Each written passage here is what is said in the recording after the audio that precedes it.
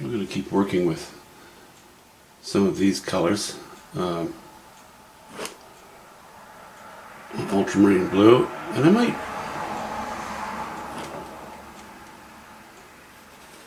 might put a hint of cobalt blue in the odd spot as well. We'll see. We'll see how that goes.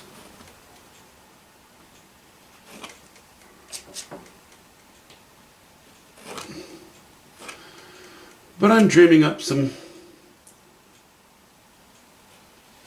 tree stumps as we go here. Stumps and trunks and what have you.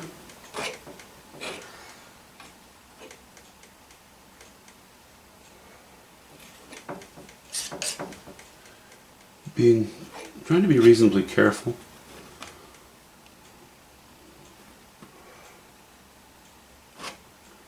Because although I can correct mistakes, I'd rather not sort of make them to begin with, you know?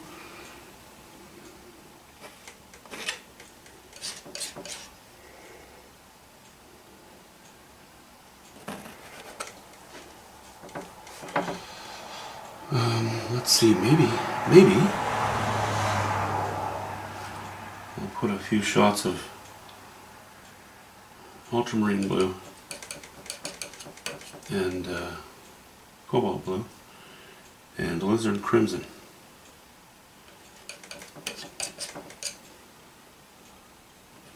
Back in here. I'm not being a little stingy with the paint there.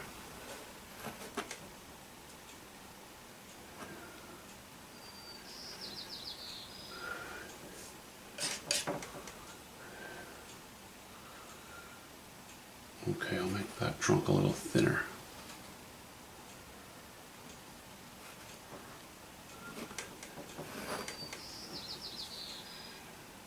Now just cobalt blue and a bit of alizarin crimson. And white, of course. A little bit of white in there.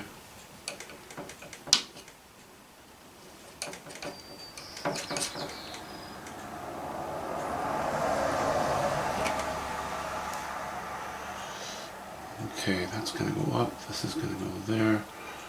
I think we'll cap over the tree right here.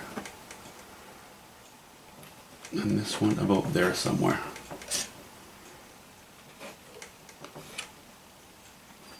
And that'll be a shorter one.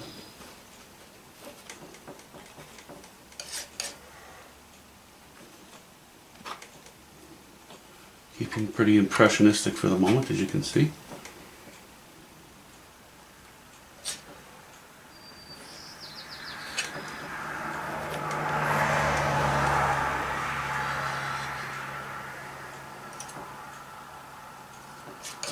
As I get it painted in, I tidy it up, you know, and add a few colors here and there.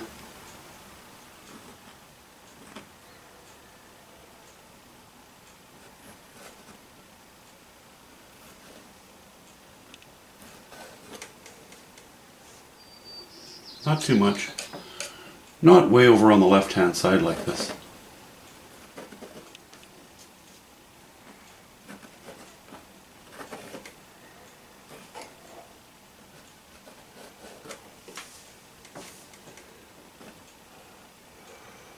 Let's work up here a little bit, okay.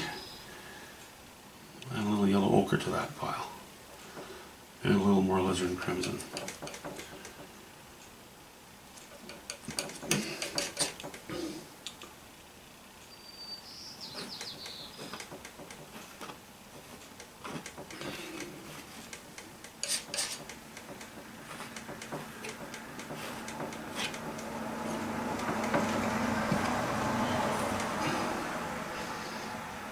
Very impressionistic. A little yellow ochre and ultramarine blue.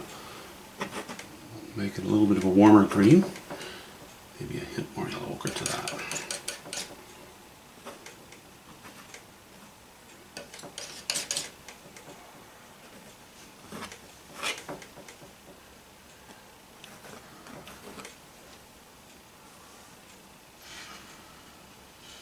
Okay, go back to our darker colors. And a little yellow ochre to that. Okay. Okay, let's work up here a little bit. Okay, I'm going to add a few colors here and there. Okay, I'm going to add a few colors here and there. Okay, I'm going to add a few colors here and there. Okay, we'll back to our darker colors. alizarin crimson, ultramarine blue, and a bit of white. Not much, very little. I want to stay pretty dark here. And I want to stay fairly blue as well. So let's see if that is a bit of a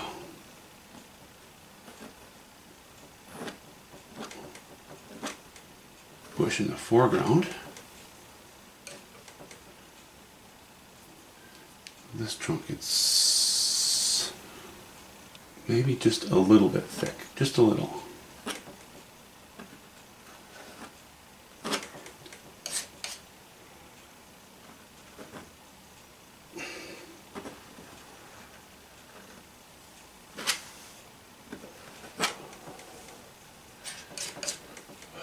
Okay.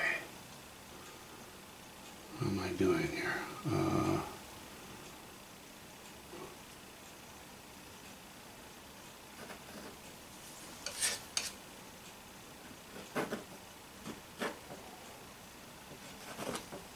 I think we'll end this old chunk of stump coming off. We'll end it right there.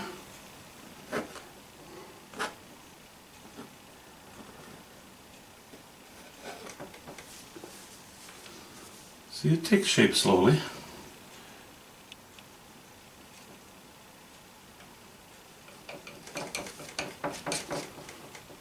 Maybe we'll have a bit of a shot of color here and there.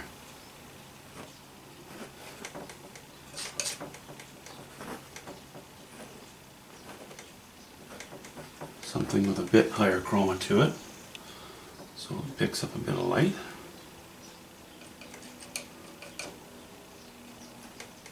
Just some bits of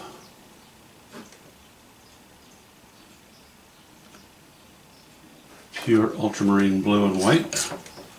Well, impure, because I am, it is mixing up with my other with colors that I already have in the painting, or on my pile on the palette rather. Sorry.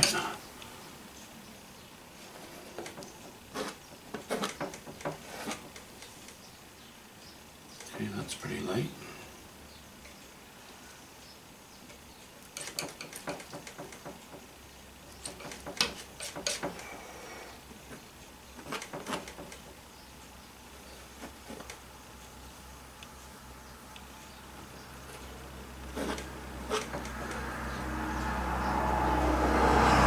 Bit of burnt sienna in there as well.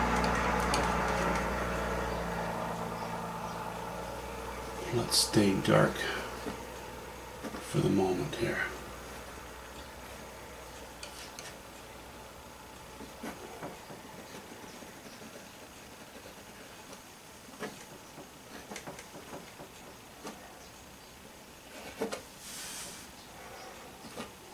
Okay.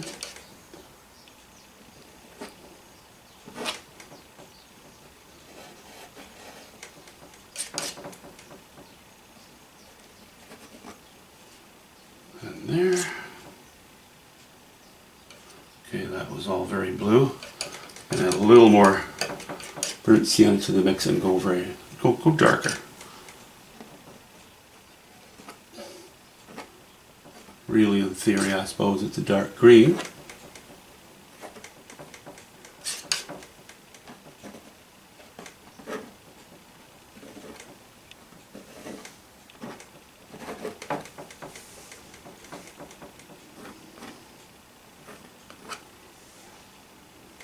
Okay, that's quite a mishmash. That's alright, we'll do some blending here. Bits and pieces, bits and bobs.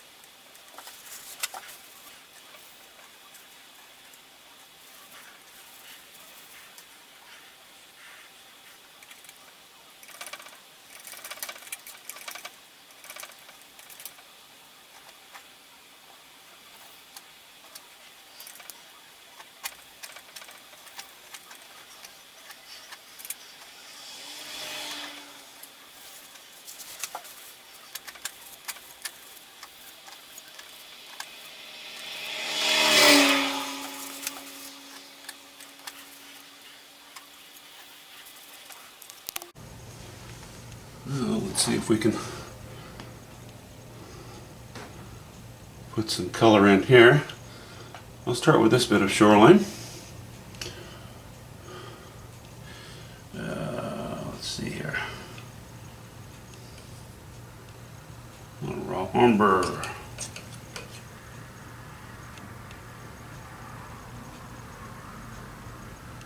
And a bit of yellow ochre and a bit of, oh, that's too much. Alizarin crimson. That's just a little too much.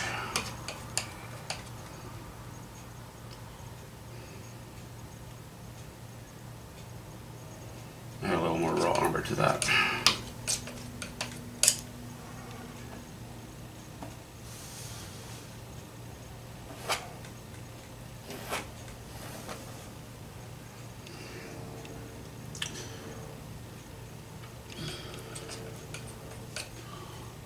Bit dark.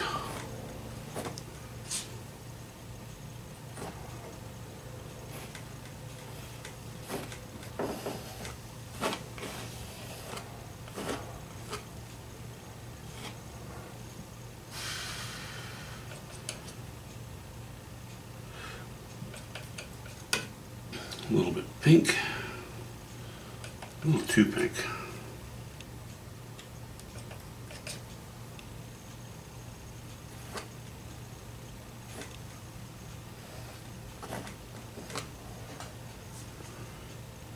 Come on. Seems like I keep adding white and the white's just refusing to show up here. Come on. It's just shy. I'll try to coax it out.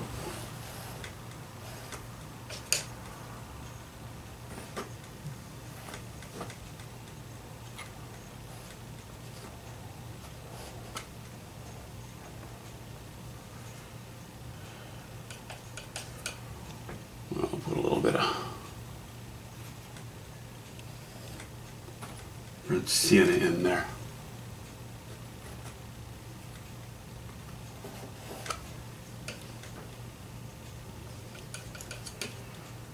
Okay, let's try a little bit of ultramarine blue and raw umber. Get it more gray. It's kind of funny, the consistency of these different colors. The raw umber I'm using, as soon as you touch it with the knife, the raw umber acts like an octopus and it just gloms itself onto the knife. But my ultramarine blue, if you touch the knife to that, the ultramarine blue doesn't want to let go of the palette. So you have these funny little things to deal with as well when you're painting. It's alright, keeps it interesting, I guess.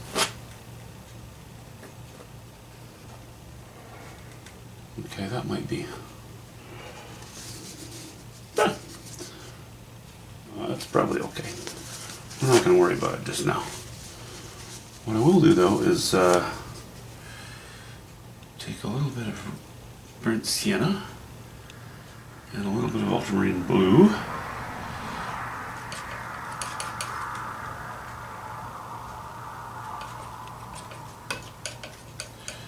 This background sure ended up being dark. And because it ended up being so dark, I think I would like to even the shady side of the stumps that I'm putting here, I'm going to give them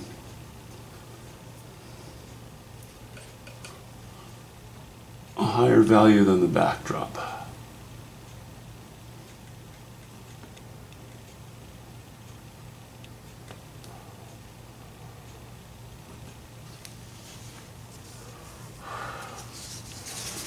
Okay, and now almost straight burnt sienna. Boy, that is a little too light.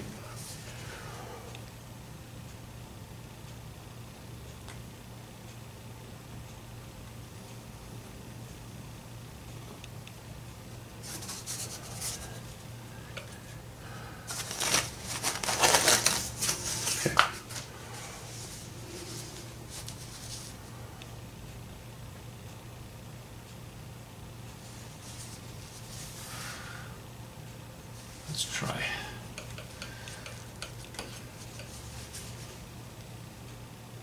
Let's try for some sunshine on there, just a bit of it.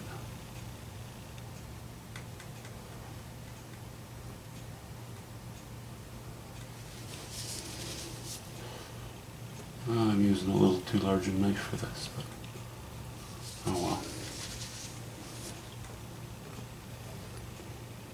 Okay, let's move on to,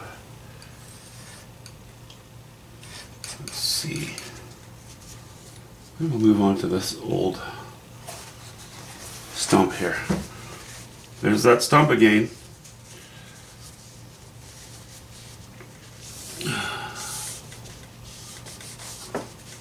I like stumps. I like old weathered stuff. You know, if you can put that ingredient in a painting, it becomes less pretty, but has more character. I love character. I'm going to use the same colors as we used on this. We're going to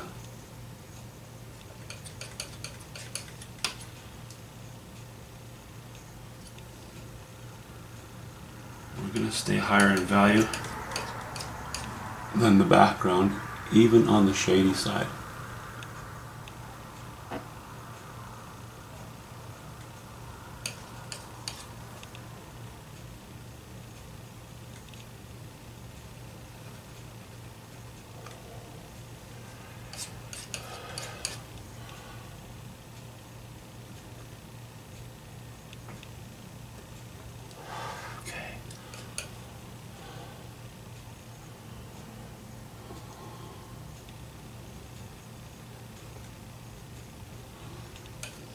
Alright, now we'll go to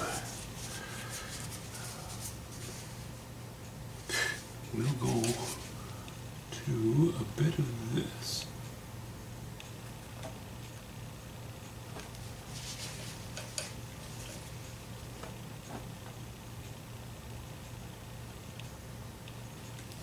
Okay.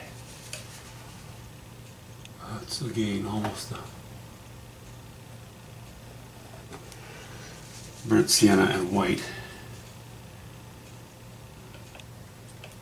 I'm going to go a little lower value, add a little more burnt sienna, which drops the value but actually raises the chroma a little bit.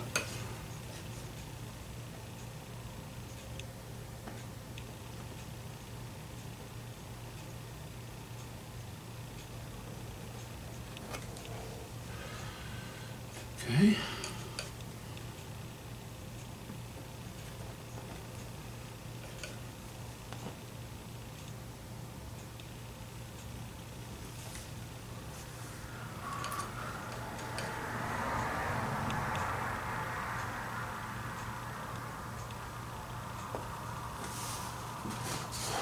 Alright.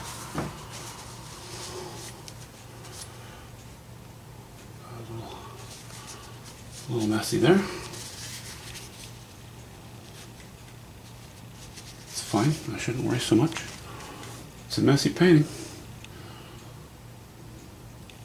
Okay, I think I'll leave that stump just the way it is for the moment. Maybe permanently, I don't know.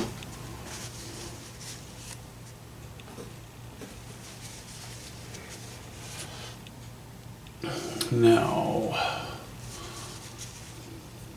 okay, I'm probably going to start playing in the bushes now, but